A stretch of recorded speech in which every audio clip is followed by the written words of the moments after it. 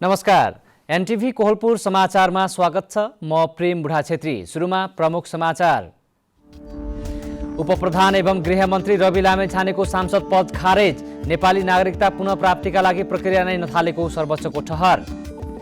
बाँके र बर्दियामा नयाँ कुष्ठरोगीको संख्या हरेक वर्ष बढ्दै। चालु आर्थिक वर्षको 6 महिनामा 51 जना नयाँ कुष्ठरोगी थपिए। कञ्चनपुरमा स्थानीय तहद्वारा बगरमा खेती गर्ने किसानलाई अनुदान वितरण, विषादयुक्त तरकारी प्रतिस्थापन र जग्गाको सदुपयोग गर्ने उद्देश्य। इराकी अदालतद्वारा 14 जना आतंककारीलाई मृत्युदण्डको सजाय।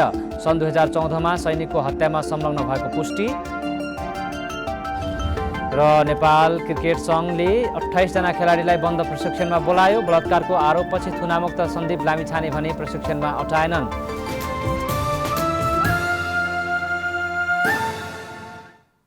समाचार अब विस्तारमा। सर्वोच्च अदालतले उपप्रधान एवं गृहमन्त्री रवि लामिछानेको सांसद पद खारेज हुने फैसला गरेको छ। यससँगै उहाँको उपप्रधान तथा गृहमन्त्रीको पद पनि गुमेको छ। अमेरिकी नागरिकता त्यागेपछि नेपाली नागरिकता पुनः प्राप्तिका लागि लामिछानेले कुनै पनि प्रक्रिया नथालेको भन्दै सर्वोच्च अदालतले उहाँको उम्मेद्वार हुन नपाउने गरी अयोग्य ठहर गरेको हो। प्रतिनिधि सभामा उम्मेदवारी मनोनयनका क्रममा पेश गरेको लामिछानेको पुरानो नागरिकताको प्रमाणपत्र हाललाई कायम नरहेकाले त्यसले मान्यता नपाउने सर्वोच्च अदालतले फैसला सुनाएको हो। कायम मुकायम प्रधान न्यायाधीश हरिकृष्ण कार्की नेतृत्वको संवैधानिक इजलासको यो फैसलासँगै लामिछानेको चितवन 2 को सांसद पद समेत रिक्त भएको छ। साथै उहाँ उपप्रधान तथा गृहमन्त्रीबाट समेत पदमुक्त हुनुभएको छ। अब लामिछानेले निर्वाचित भएको चितवन क्षेत्र नम्बर 2 मा उपनिर्वाचन हुने भएको छ। लामिछानेले यसअघि नै अमेरिकाको नागरिकताको प्रमाणपत्र त्यागिसकेकाले तत्काल जिल्ला प्रशासन कार्यालय काठमाडौँबाट नेपाली नागरिकताको प्रमाणपत्र लिने बाटो कायम छ। कायम मुकायम प्रधान न्यायाधीश हरिकृष्ण कार्की नेतृत्वको संवैधानिक इजलासमा आज सुनाइ सकिएपछि फैसला आएको हो। अधिवक्ता रविराज बसौला, युवराज पौडेल लगायतले राष्ट्रिय स्वतन्त्र पार्टीका सभापति समेत रहेका गृहमन्त्री लामिछाने प्रतिनिधि सभा सदस्यमा निर्वाचित भएको योग्यताबारे प्रश्न उठाउँदै रिट निवेदन दायर गर्नुभएको थियो। रिटमा नेपाली नागरिकता नलिई राजनीतिक दल खोलेको, प्रतिनिधि सभा चुनावमा प्रतिस्पर्धा गरी सांसद बनेको उल्लेख गर्दै उपप्रधानमन्त्री रवि लामिछानेको सांसद पद खारेजको माग गरिएको थियो। बाँके र बर्दियामा नयाँ कुष्ठरोगीको संख्या हरेक वर्ष बढ्दो क्रममा रहेको पाइएको छ। कुष्ठरोगको क्षेत्रमा क्रियाशील आइएनएफ नेपालद्वारा सञ्चालनमा रहेको साइनिङ अस्पताल बाँकेको छालारोग उपचार केन्द्रले बाँके बर्दियामा कुष्ठरोगका बिरामी दैनिक रूपमा वृद्धि भइरहेको जनाएको छ। बाँके बर्दियामा नयाँ कुष्ठरोगीको संख्या हरेक वर्ष बढ्दो क्रममा रहेको पाइएको छ। आइएनएफ नेपालद्वारा सञ्चालनमा रहेको साइनिङ अस्पताल बाँकेको छालारोग उपचार केन्द्रका अनुसार चालु आर्थिक वर्षको 6 महिनामा मात्र 51 जना नयाँ कुष्ठरोगी पत्ता लागेका छन्, जसमा सबैभन्दा बढी बाँकेका 25, बर्दियाका 12, भारतका 6, दाङ र सुदूरपश्चिम प्रदेशका 2 जना रहेका छन् भने जाजरकोट, रुकुम, रोल्पा र कालीकोटका 1 जना रहेको अस्पतालका इन्चार्ज मङ्गल थारूले जानकारी दिनुभयो। कुष्ठरोगको कुरा गर्ने हो भने अब नयाँ केस पत्ता लाग्ने त यो क्रम जारी नै छ हैन। अब बाँके र बर्दिया जिल्ला कुष्ठरोगको प्रभाव दर बढी भएको जिल्लाहरू पनि हो र अहिले यो हरेक वर्षमा एकै किसिमको सङ्ख्यामा पत्ता लाग्छ भन्ने कुरा होइन। कहिले कुनै जिल्लाको केसहरू अलिकति बढ्छ, कुनै जिल्लाको घट्छ, त्यस्तो किसिमको अवस्था छ। 2078-79 मा 157 जना नयाँ कुष्ठरोगी पत्ता लागेकोमा बाँकेका 61, बर्दियाका 49, भारतीय 19, सुदूरपश्चिम प्रदेशका 11, दाङका 9, सल्यानका 3, जुम्लाका 2, दैलेख, रुकुम र डोल्पाका 1 जना रहेका छन्। यसै गरी आर्थिक वर्ष 77-78 मा 162 जना नयाँ कुष्ठरोगी पत्ता लागेकोमा सबैभन्दा बढी बाँकेको, त्यसपछि क्रमशः बर्दिया, भारत, सुदूरपश्चिम प्रदेश र अन्य जिल्लाहरूका रहेका छन्। अस्पतालका वरिष्ठ मेडिकल अफिसर डाक्टर गौराङ्ग प्रतीकले अस्पतालको ओपिडीमा दैनिक रूपमा 50-60 जना बिरामी छालाको विभिन्न समस्या लिएर आउने गरेकोमा सरदर 2-3 दिनमा 1 कुष्ठरोगी पत्ता लाग्ने गरेको जानकारी दिनुभयो। बिरामीको कुरा गर्ने हो भने हाम्रोमा चाहिँ 2-4 दिनमा या 4-5 दिनमा कहिले कम बेसी होला एकजना जस्तो गरेर चाहिँ हाम्रो नयाँ बिरामी डायग्नोस भइराख्नुहुन्छ भने कति चाहिँ हाम्रो सस्पेक्टको रूपमा राख्छौँ जो मैले हेर्दाखेरि देखिनुहुन्न अब भोलि केही समयपछि फेरि फर्दर इन्भेस्टिगेसन गरेर देखिने रूपमा पनि राख्छौँ भने पुराना बिरामीहरू जुन मेडिसिन खाइराख्नु भएको छ एमइटीमा हुनुहुन्छ या कुनै आरएफटी ठिक भइसक्नुको बिरामी पनि दिनौँ रूपमा हाम्रो चाहिँ 10-15 जना जस्तो गरेर चाहिँ कुष्ठरोग सम्बन्धीका बिरामी आउनुहुन्छ त्यसमा चाहिँ नयाँ डायग्नोसिस मात्र नभएर पुराना बिरामीहरू पनि र मेडिसिन खाइराख्नु भएको बिरामीहरू पनि आउने गर्नुहुन्छ। कुष्ठरोगको पहिचान भएकाहरूले आफ्नो पालिका स्तरमा रहेका स्वास्थ्य संस्थाहरूबाट औषधि पाउने र औषधिको प्रयोगपछि समस्या आएमा वा गम्भीर अवस्थाका बिरामी जो कुष्ठरोगको कारण अङ्गभङ्ग हुने अवस्थामा पुगेका छन् त्यस्ता बिरामीका लागि अस्पतालमा भर्ना गरेर उपचार गर्नका लागि 24 बेडको व्यवस्था गरी सबै उपचार निशुल्क गर्दै आएको छ। भारतसँगको खुला सीमा र समयमा उपचार नहुनका कारण यसको निदानमा समस्या हुने गरेको अस्पतालले जनाएको छ। अस्पतालमा वर्षेनी करिब 16,000लाई कुष्ठरोग तथा छाला रोग सम्बन्धित सेवा दिँदै आएको छ।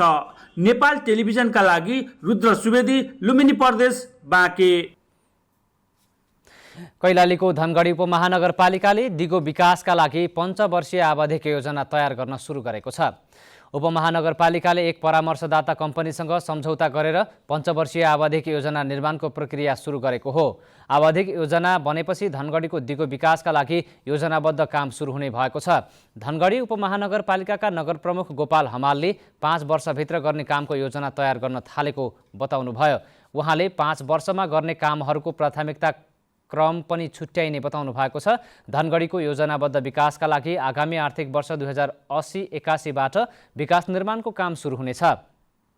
परामर्शदाता कम्पनीले 4 महिनाभित्र पञ्चवर्षीय योजना तयार गर्नेछ। उक्त योजनामा धनगढीको भौतिक विकास, शैक्षिक विकास, स्वास्थ्य क्षेत्रको विकास, कृषि तथा पशुपक्षी, सामाजिक तथा आर्थिक क्षेत्र लगायतको विकास समावेश गरिनेछ। मुलुककै दोस्रो ठुलो नाकाको रूपमा रहेको भैरहवा भन्सार कार्यालयमा यस वर्ष विगतभन्दा आधा मात्रै राजस्व सङ्कलन भएको छ। अघिल्लो वर्षको तुलनामा यस वर्ष 31 अर्ब 73 करोड अर्थात् 47% राजस्व सङ्कलनमा कमी आएको हो। गत आर्थिक वर्ष 2078-79 को पुस मसान्तसम्म बेलहिया नाका हुँदै 1 खर्ब 62 अर्ब 91 करोड मालवस्तु आयात हुँदा 67 अर्ब 18 करोड राजस्व सङ्कलन भएको थियो। चालु आर्थिक वर्षमा भने 1 खर्ब 12 अर्ब 93 करोडको मालवस्तु मात्रै आयात भएको छ। यसबाट 35 अर्ब 44 करोड मात्रै राजस्व सङ्कलन भएको प्रमुख भन्सार अधिकृत मणिराम पौडेलले बताउनुभयो। कञ्चनपुरको कृष्णपुर नगरपालिकाले बगरमा खेती गर्ने किसानलाई अनुदान वितरण गरेको छ। पालिकाभित्रका बगर क्षेत्रमा व्यावसायिक रूपमा तरकारी खेती गर्ने किसानलाई नगरपालिकाले 50% अनुदान वितरण गरेको हो। बगर खेती गर्ने किसानलाई प्राविधिक उपकरण, सिँचाइ, मलखाद र मूल बिउ अनुदान दिएको कृष्णपुर नगरपालिकाले जनाएको छ। अनुदान वितरण गर्दै नगर प्रमुख हेमराज ओझाले कृषकहरूलाई मौसमी खेती मात्र नभई बेमौसमी खेती गर्न आग्रह गर्दै त्यसका लागि आवश्यक पर्ने मलखाद एवं बिउ पालिकाले अनुदानमा उपलब्ध गराउने बताउनुभयो। उहाँले बगर खेतीबाट भूमिहीन किसानले पनि आय आर्जन गर्न सक्ने भएकाले यसको प्रवर्धनका लागि आफूहरूले अनुदान तथा बजारीकरणमा सहयोग गर्ने बताउनुभयो। नगरपालिकाले किसानको आय आर्जनमा सुधार, भारत तथा अन्य क्षेत्रबाट आयात हुने विषादयुक्त तरकारी प्रतिस्थापन र बाँझो जग्गाको सदुपयोग गर्ने उद्देश्यले बगर खेतीमा जोड दिएको हो। स्थानीय तथा प्रदेश सरकारले कृषिको व्यावसायिक विकासका लागि बिउमा अनुदान, ब्याजमा अनुदान, उत्पादनमा अनुदान लगायतका विभिन्न कार्यक्रमहरू सञ्चालन गरिरहेका छन्। आज हामीले अनुदानले तपाईँको व्यवसायमा के कस्ता फाइदा पुग्यो र अब तपाईँ कस्तो सहयोगको अपेक्षा गर्नुहुन्छ भनेर गुल्मी र पाल्पाका केही नागरिकलाई सोधेका छौँ। हेरौँ आजको आवाजमा।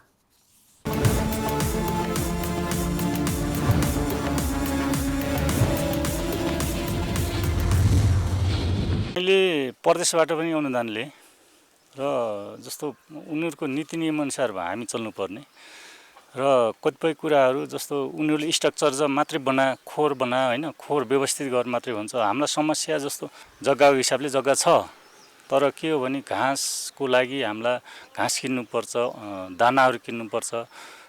हामीले अनुदान लियो भने खोर व्यवस्थित गर होइन, खोर सुधार मात्रै कार्यक्रम आउँछ, त्योभन्दा अरू विकल्प कार्यक्रम आउँदैन। 2 वर्ष भयो। पहिला लगाउने बेला कागती सुन्तला मिसन कार्यक्रम अन्तर्गतको कार्यक्रमबाट 800 बोट लगाएको। अब अहिले काटछाँट गर्ने बेला भएको छ। अब त्यसलाई सिँचाइको आवश्यकता छ, थोपा सिँचाइ गराउने योजना छ मेरो। अब त्यसलाई राज्यले सहयोग गरिदियो भने राम्रो हुने थियो। अब यसलाई जस्तै डेन्डिङ बेन्डिङ गर्ने अहिले यसलाई धेरै परिवर्तन गर्न छ। अरू कामहरू धेरै छ, आधुनिकीकरण गर्ने, यसलाई अलि धेरै मान्छे राख्ने, धेरै अब बुढलतिर पठाउने, काठमाडौँतिर पठाउने भने हाम्रो योजना छ। अलिक कम थियो, अहिले पैसा सरकारले दिएपछि जाँगर मान्छे जसरी पनि एक्टिभ भइहाल्छ।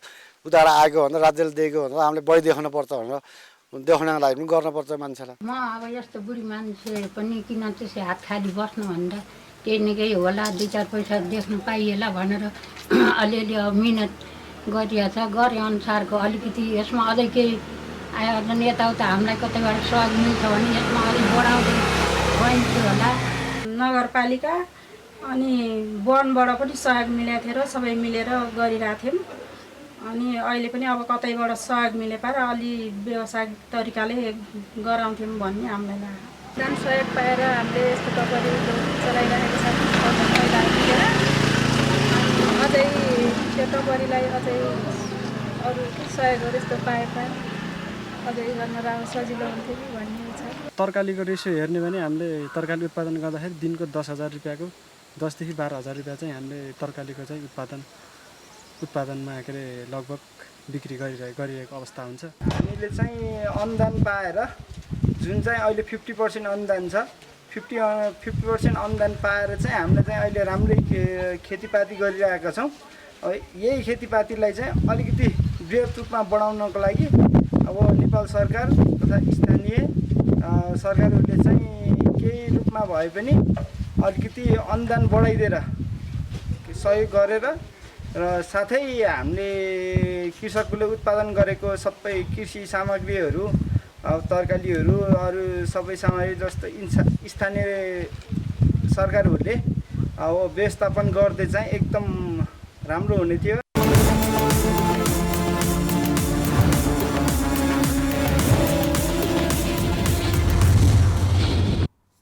समाचारको क्रम जारी नै छ। अहिलेलाई एकैछिनको विश्राम।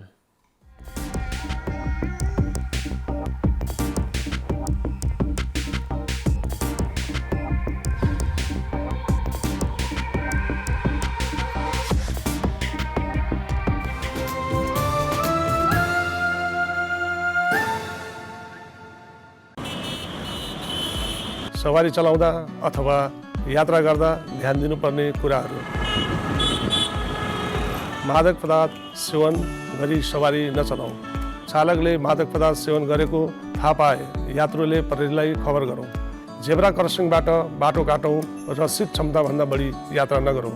सवारी चलाउँदा मोबाइल फोनको प्रयोग नगरौँ र सडकमा ध्यान केन्द्रित गरौँ। सवारी साधनको छतमा बसेर यात्रा नगरौँ र पैदल हिँड्दा सकभर फुटपाथको प्रयोग गरौँ। रातिको समयमा अरू सवारी साधनलाई बाधा हुने गरी हाइलाइटको प्रयोग नगरौँ। ट्राफिक नियम मिचेकोमा गर्व होइन, लाज मान्ने गरौँ। तीव्र गति जीवन क्षति। बिस्तारै गए अवश्य पुगिन्छ, छिटो गए भन्न सकिन्न। याद गर्नुहोस्, तपाईका परिवारले तपाईलाई पर्खिरहेका छन्। जनचेतनाका लागि एनटिभी कोहलपुरद्वारा जारी सन्देश। विश्रामपछि समाचारमा पुनः स्वागत छ। अब बाँकी समाचार। डोटीमा ज्येष्ठ नागरिक तथा दीर्घरोगीहरूले घर घरमै स्वास्थ्य सेवा पाउन थालेका छन्। डोटीको शिखर नगरपालिकाले ज्येष्ठ नागरिकसँग मेयर कार्यक्रम सञ्चालन गरेपछि ज्येष्ठ नागरिक तथा दीर्घरोगीहरूले घरमै स्वास्थ्य उपचार सेवा पाउन थालेका हुन्। शिखर नगरपालिकाका जनप्रतिनिधिहरू वर्षको एकपटक स्वास्थ्य कर्मी सहितको टोली लगेर नगरका ज्येष्ठ नागरिकको घर घरमा जाने गर्छन्। नगरपालिकाले 11वटै ओडामा यो अभियान सञ्चालन गर्ने गरेको छ।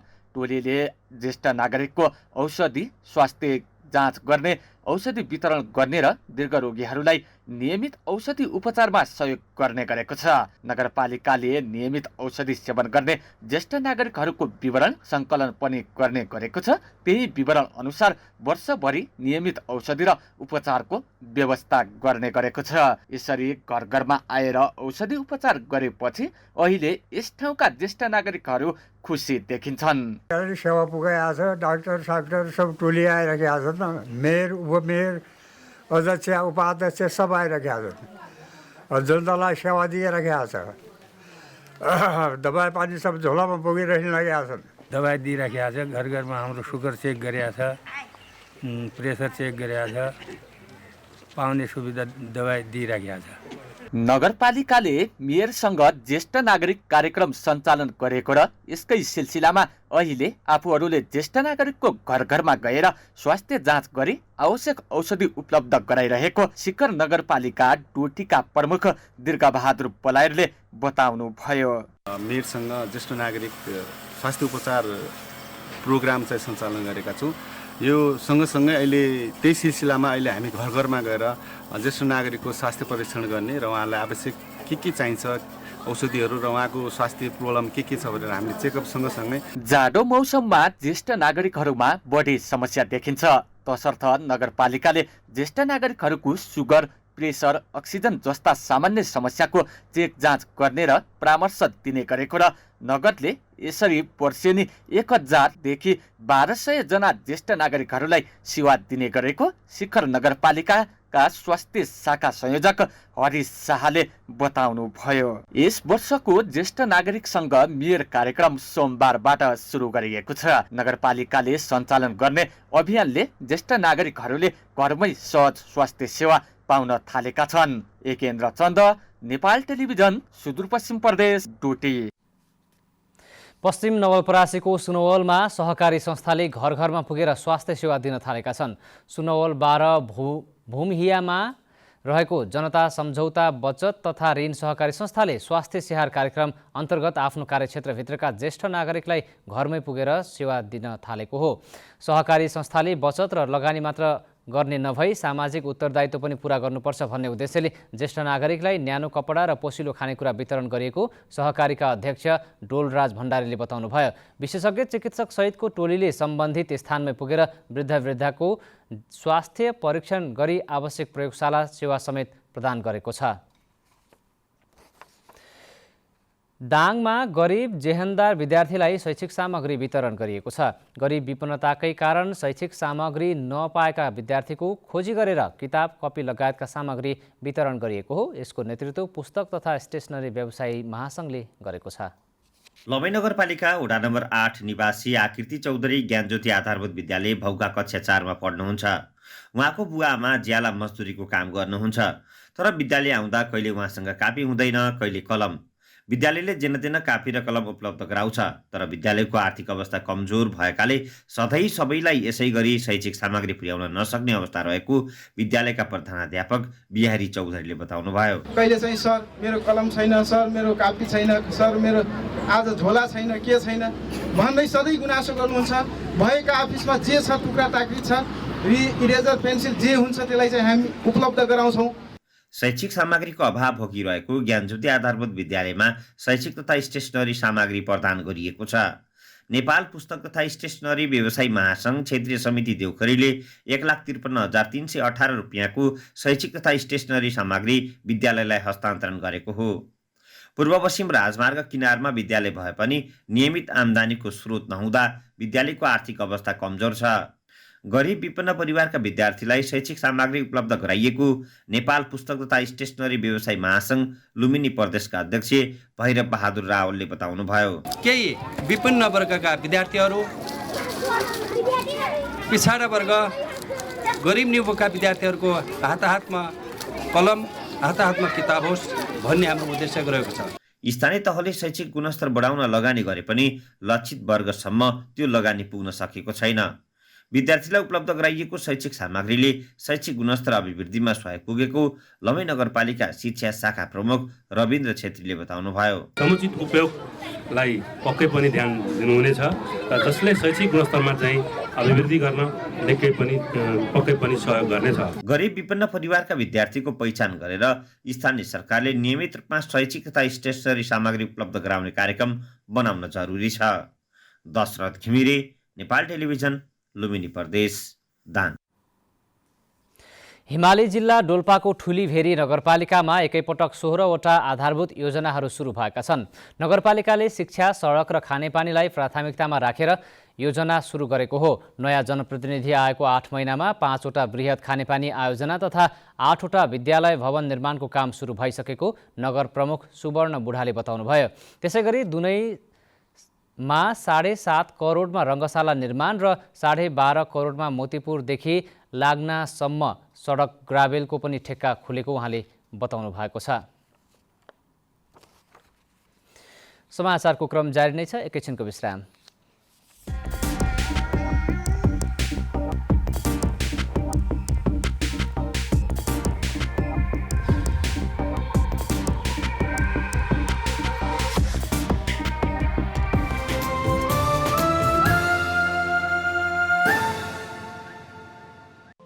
केही नयाँ, केही फरक।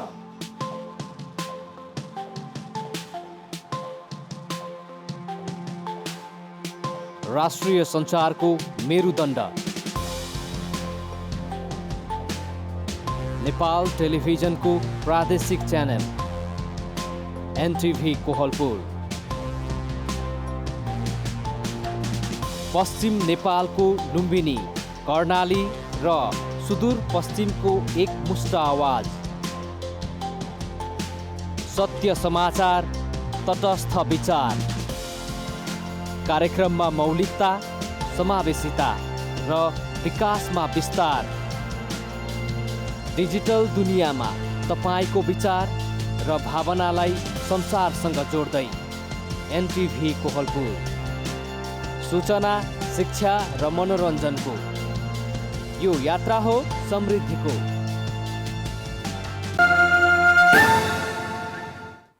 तपाईँ एनटिभी कोहलपुर हेर्दै हुनुहुन्छ। अब बाँकी समाचार। रुकुम पूर्वको पुथा उत्तरगङ्गा गाउँपालिका तक्सेरा गाउँका भेडी गोठालाहरू यति बेला भेडाच्याङ्ग्रासँगै रुकुम पश्चिमका विभिन्न ठाउँमा आइपुगेका छन्। चिसो महिना उच्च लेकाली क्षेत्रमा हिमपात हुने भएकाले चरीचरणका लागि न्यानो खोज्दै बेसी झरेका हुन्। हरेक वर्ष करिब 6 महिना पाटन र 6 महिना बेसीमा बस्ने गरेका गोठाला हिजो आज रुकुम पश्चिमका विभिन्न वनजङ्गलमा भेडाच्याङ्ग्रा चराउन आइपुगेका छन्।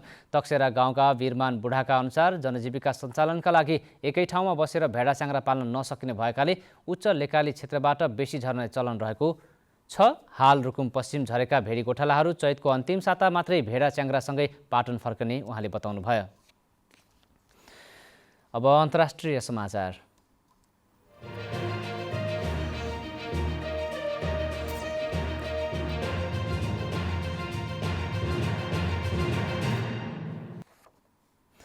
इराकी अदालतले इराकका कम्तीमा पनि 14 जना आतंककारीलाई मृत्युदण्डको सजाय सुनाएको छ। ती व्यक्ति नागरिकको हत्यामा संलग्न रहेको पाइएको थियो। नागरिक हत्यामा संलग्न पाइएको भन्दै त्यहाँको एक अदालतले ती 14 जनालाई मृत्युदण्डको सजाय सुनाएको हो। सन् 2014 मा इराकको टिक्रिट शहरमा आइएस आतंककारीले कब्जा गर्ने प्रयास गरेका थिए। त्यसक्रममा कम्तीमा पनि 1700 जना इराकी सैनिक मारिएका थिए। यसरी आम रूपमा मारिएका ती सैनिकको हत्यामा संलग्नताको पुष्टि भएपछि उनीहरूलाई मृत्युदण्डको सजाय सुनाएको हो। उनीहरूले ड्युटीमा रहेका सैनिकमाथि हमला गरेका थिए। ती भिडियोहरू सो समयमा पनि सार्वजनिक भएका थिए। ती सैनिकको हत्यामा संलग्नको खोजी सेनाले लामो समयदेखि गरिरहेको थियो। अब आर्थिक समाचार।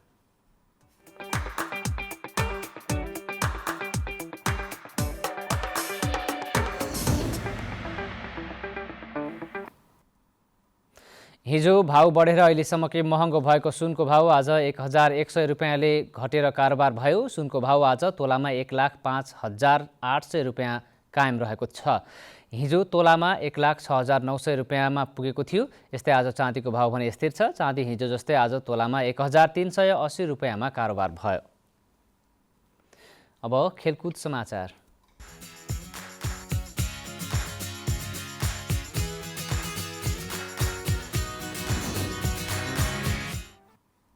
नेपाल क्रिकेट सङ्घ क्यानले आइसिसी क्रिकेट विश्वकप लिग 2 को त्रिकोणात्मक सिरिजका लागि 28 जना खेलाडीलाई बन्द प्रशिक्षणमा बोलाएको छ।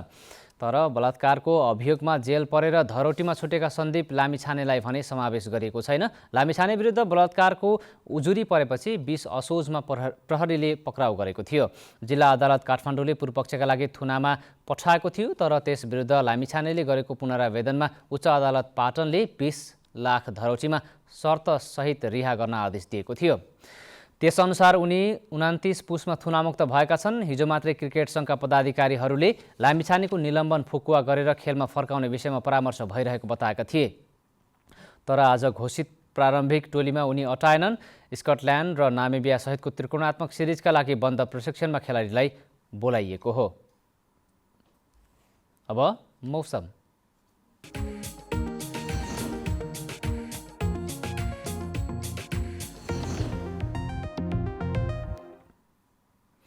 आज प्रदेश नम्बर 1 मध्य प्रदेश, बागमती प्रदेश र गण्डकी प्रदेशमा आंशिक बदली रही बाँकी भूभागमा मौसम सामान्यतया सफा रह्यो। आज राति पनि प्रदेश नम्बर 1 मा आंशिक बदली रही बाँकी भूभागमा मौसम सामान्यतया सफा रहनेछ।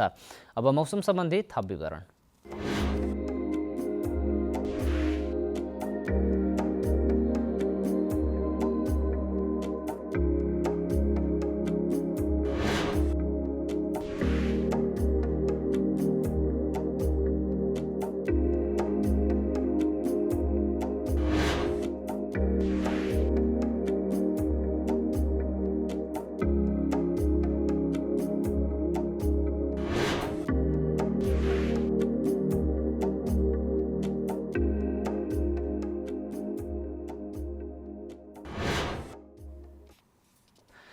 समाचारको अन्त्यमा प्रमुख समाचार पुनः एकपटक।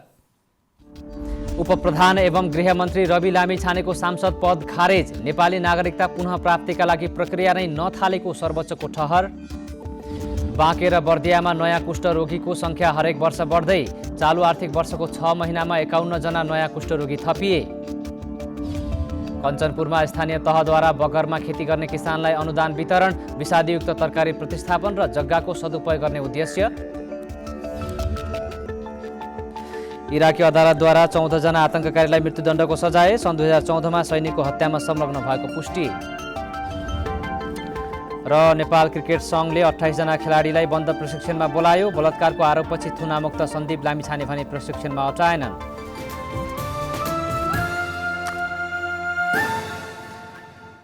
हवस् त अहिलेलाई समाचारको सिलसिला यति नै। बिदा दिनुहोस्।